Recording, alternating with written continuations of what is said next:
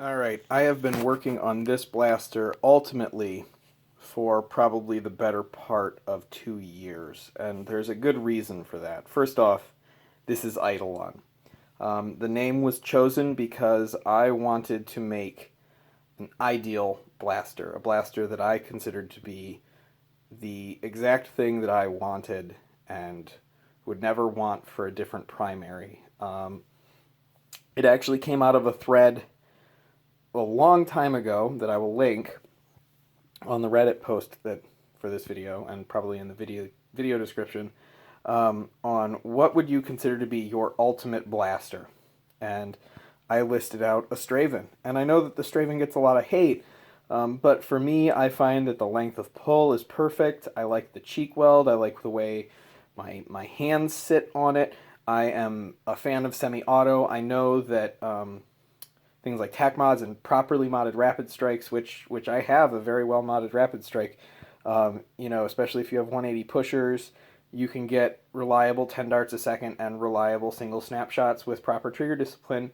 But I like semi-auto, and so I just went out to design the perfect, for me, semi-auto blaster. It actually started as a different Straven, and then Mr. Nathan released his cut lines for the Straven, and I went, well, shit, I have to start over. And I went back and forth on, whether or not I should do it. I had, at that point, invested 40 hours plus into the first Straven that I was working on, which I dubbed Straven 2.0, mostly because of that butt stock right there. And I shelved that and restarted because of Nathan's cut lines, Mr. Nathan's cut lines. And it was actually a conversation at about 2 in the morning with Ben Hawkeye, 007. And, I said, I really feel bad shelving all of this work. And he said, no, you have to shelve this work because if you do anything less on this project, you will regret it forever. And so he was absolutely right. So I shelved 40 hours of work and started over with different cut lines. And that has been about a year now that I've been working on this blaster. This one in particular, with a couple months extra before that, working on the first Straven shell. Part of that is because I work full-time, so I can't get as many hours in working on mods as I like, and when I do get time, it's usually in the form of like 1 or 2 hours at a time. I very rarely get a chance to like sit down for 6 hours at a stretch and really just hammer out a mod. And those 6 hours are way more productive than 3 2-hour chunks, So anyway, without further ado, let's go through a walkthrough now that you've been looking at it and probably have picked out a couple things, but let's really zero in so I can take a tour. First off, it's obviously a Straven. Hate what you will. It is even funnier. It's an elite Raven, elite Strife, and a Raider butt plate, all put together with DevCon, reinforced with epoxy putty, and then all of the cosmetic finishing was done with epoxy sculpt. You'll also notice that right there's actually a little piece of a rapid strike right there. And then that was all sanded. Very smooth. I went up to 600 grit on the sands, maybe even 1,000.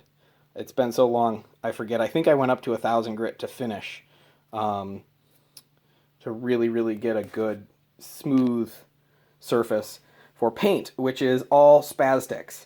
It's going to be really hard to capture this, but you can see that this paint shifts a bit, and that is because it is Spastics color change paint. It is orange, purple, teal. Spastics paint. All of the silver detailing, or I should say all of the gray, is Duplicolor Gunmetal Gray. All of the silver is Rub and Buff, and then the clear coat is a standard 2K in a can, because I do not have a compressor for spraying. So that is the paint. The other things, let's talk about performance in the power plant first of all. So performance-wise, it is rocking a DRS cage. That is, I believe, cage, let's see if I can get it on camera. I believe it's cage 41.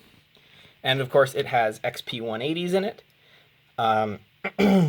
It is powered by the standard 950 milliamp hour 2S graphene, 16 AWG silicon throughout with a MOSFET for power delivery. Part of the MOSFET is because of another thing, which I'll get to in a second, the ammo counter in particular. The rev switch is an Omron V2121C6. That is from Ben as well. And then it also has a built-in voltage warning and built-in voltage meter to maintain all of that. Then we can go into the cosmetics, the cosmetic pieces besides the paint. The cosmetic pieces are obviously a clear kit from Hawkeye, Black Steel Props. This kit is not for sale. In fact, I did not even ask Ben for this crystal clear kit. I ordered a Strife crystal clear kit and was going to be happy with just the Strife parts being clear. And when Eidolon grew into as big a project as it did, Ben basically said, I won't have that. I am going to be putting crystal clear parts into this build. I need to sit down better. I need to put crystal clear parts into this build because you are putting so much work into this. If I don't give you the absolute best I can do, it does a disservice to my parts that you're using. So he insisted that I give him the chance to send me clear parts. I did. I paid for them, but know that I did not ask for them. They were offered to me, and I accepted the gracious offer. So please do not ask Ben for clear parts. It is something that he does very, very carefully, especially the Straven parts, or the Strife parts. He has said that, or I should say, the Strife parts he occasionally does. The Raven parts, he said, are going to be exclusive to Eidolon. So I don't know how strict that is, but please do not ask him for these parts. They are by offer only from him. There's also some other BSP goodness. Obviously, there's a BSP flared magwell and a BSP clear cage. We'll zoom in on that. You can see that. The jam door is a containment crew jam door. I actually really like this jam door. I like that it's a little bit lower profile. It actually matches the profile, the standoff profile of the most magwell covers, or not magwell covers, most motor covers. Artifact extended mag release in silver to go with everything. Knurled thumb screw, and then a 16 millimeter LED ring lit thing for the LEDs that look really, really awesome. And it's interesting, you can actually see on the film, or on the camera, the blue tint to this. A lot of people really scolded me for ruining a perfectly good Elite Raven and Elite Strife for this build, but inadvertently, because it's blue, the reflected light from inside the shell glows blue, and it looks so good. If it was glowing orange, it would look actually kind of bad. So I am so happy that I went with the blue. Other things on this side of the blaster are obviously a worker top rail, which can accept, standard red dot or what have you, and then a Night Strike Viper grip on the front that I have cut down to fit nicely. So I get a wonderful front grip with this thing. Other than that, this side's pretty much done, so let's move it over. On this side, you'll notice matching dentistry mod rails. Those are actually Magpul MOE rails. They are designed for actual firearms, but they fit wonderfully on Nerf shells. So that's what there are two shorter rails, and then this one main rail, which holds a flashlight if I so choose. The reason I put this rail here was because then this weight is centered over my hand, so the balance of the blaster is much, much better with that weight in the middle. That flashlight in particular is a JetBeam EC-R16. It is very, very small. It is rechargeable, and if you look really closely, there's the power button on the bottom, so it's a finger stretch away for me to flip it on. And then on the top, you actually can see that there is a USB charging port. So this thing actually houses its own charging circuitry, so you can charge it off of a USB wall charger anywhere you go, and I think that's awesome. Also on the back here, you will see a Magpul quick disconnect sling mount. This is for a sling. This seems really short, but I actually have an extender. I have a modular single point sling system so that I can have this really short sling that then goes into a longer piece that stays on my body. So I can disconnect and have a really short piece on the blaster itself, but then have a nice long stretch of it, so it hangs nicely on my body and it isn't too tight or easy or too hard to remove from my body. Other than that, that has been reinforced. It's actually, I probably can't even show it. It might not show up on camera, but I actually reinforced the mounting of that with some aluminum plate, so that is nice and solid and shouldn't have any problems taking the load on that single point with those 2 screws into the magwell. You'll also notice the nameplate. This was electrochemically etched.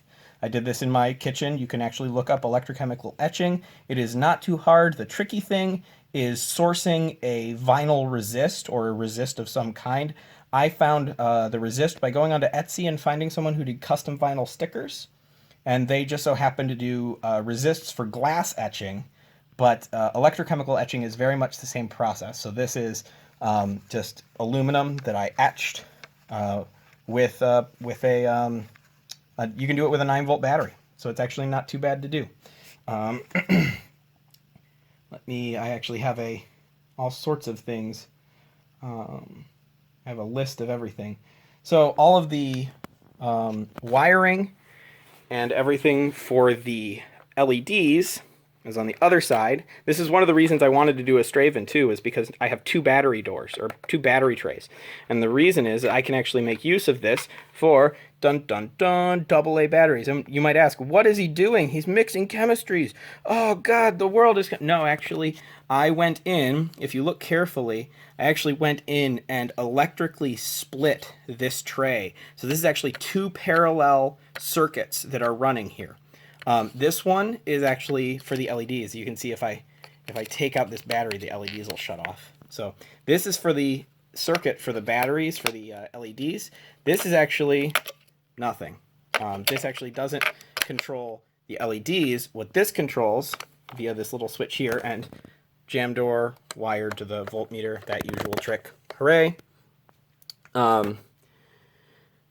If you flip a tiny little black steel prop switch, you'll see an additional glow, and I'm actually going to turn off the LEDs so that this comes out better on camera. Ta-da! That's an ammo counter. So this ammo counter is from Nathaniel Deal. You can find him on, I think on Etsy is primarily, but I think it's ammocounter.com. I bought a ammo counter as well as an IR sensor for him, so it's actually counting off of an IR sensor in the front. And then I have a background in computer science, so I have custom coded this a little bit, quite a bit actually.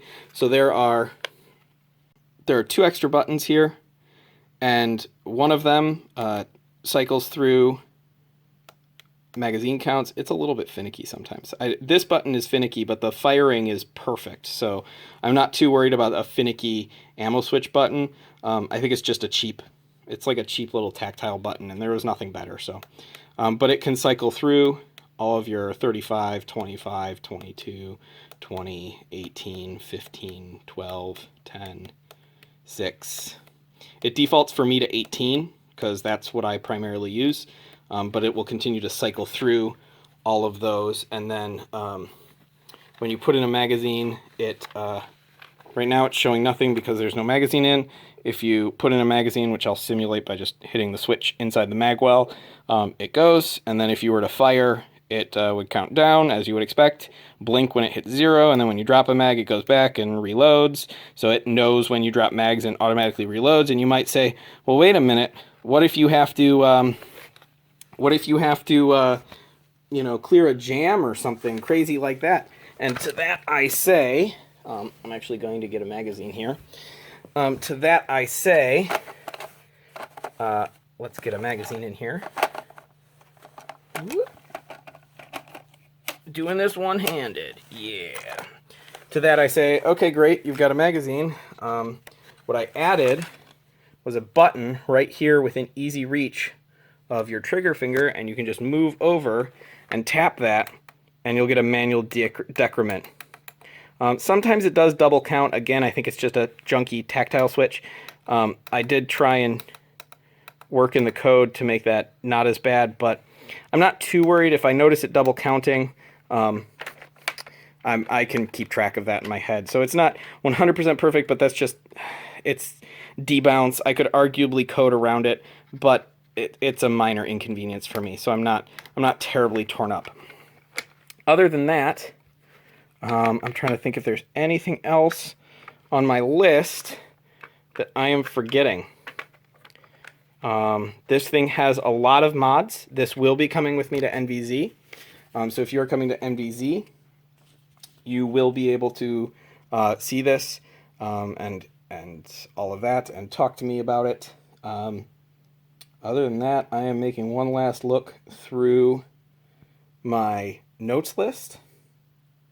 And I think that's pretty much it. Yeah, so this is Project Eidolon, 2 years in the works. Very, very happy with it. Particularly the paint. It looks teal in here, but it goes everything from purple to teal to, it's amazing. Ben absolutely knocked it out of the park with all of the parts that he gave me. He actually is immortalized inside this blaster. Let me turn off the ammo counter. He is actually immortalized inside of this blaster. There, his sticker. I requested he send me a sticker so I could put it on the inside, and there was the best place I could find where I could fit that little square. So, yeah. This is what is so awesome about this community. You know, that going from a Straven made by Coop to a Straven, you know, iterated on by Mr. Nathan to, you know, Containment Crew and DRS and Black Steel Props and Hawkeye, and being able to just see so much growth and be able to put so much of that. This blaster could not have happened 3 years ago, 4 years ago. It just couldn't have. The things that have come up in the community did not exist then, and to see so much growth and to be able to identify each piece, each part, and put it into a blaster and go, this is perfect. This is exactly what I want. It's an amazing feeling. It is so good to have it finally done. And yeah, it's hopefully going to serve me faithfully as my primary for ever, hopefully.